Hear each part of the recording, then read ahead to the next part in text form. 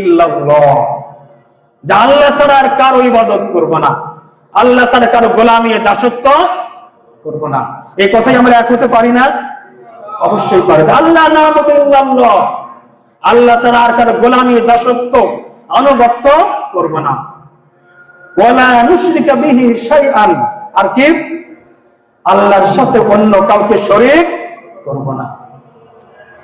ওয়ালা ইয়াত্তাখিযা বা'দুনা বা'দান আরবাবাম মিন দুনিল্লাহ, আর আল্লাহ ছাড়া অন্য কাউকে একে অপরকে রব হিসাবে গ্রহণ করব না।